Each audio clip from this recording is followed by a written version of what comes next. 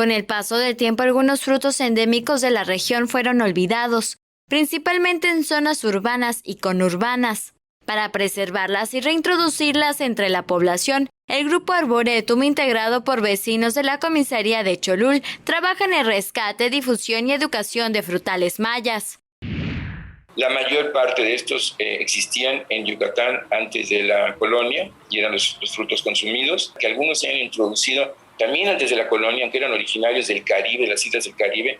Había comercio marítimo maya y había movimientos. La guanábana, por ejemplo, es un fruto muy apreciado todavía en Yucatán, pero que cada vez se siembra menos. Entonces esto hace que el precio de la guanábana sea relativamente caro con respecto a otros frutos. Como parte del ciclo de videoconferencias de la Red Sudamericana de Jardines Botánicos, Ehrenberg Enríquez compartió que en 1988 inició un solar maya, y en 2015 los árboles dieron pie a la creación de un vivero y semillero que en octubre de 2017 se convirtió en el Grupo Arboretum, pero fue hasta 2018 que se formalizó la creación del espacio en el Parque Central de la comunidad. Desde entonces, alrededor de 68 personas colaboran con la preservación y mantenimiento de la colección de 700 metros cuadrados que alberga alrededor de 48 árboles de 25 especies, como el canisté, caimito, bonete, uspip, anonas, capulín, cocoyol, siricote, tauch, entre otros.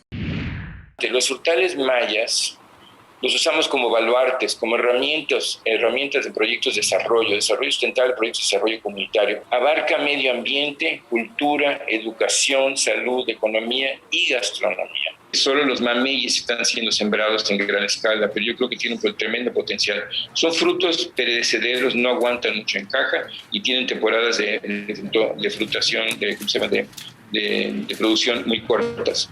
Por eso pensamos que, por ejemplo, el procesamiento de pulpa para helados, para exportación, podría ser una buena opción para estos frutos. Trabajan con grupos de vecinos de Francisco de Montejo, La Rejollada y Las Américas en la creación de sus arboretum de frutales mayas.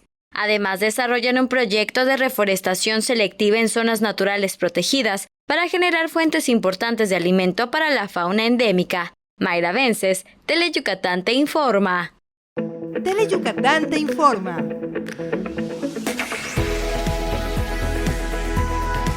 Lunes a viernes, 3 de la tarde.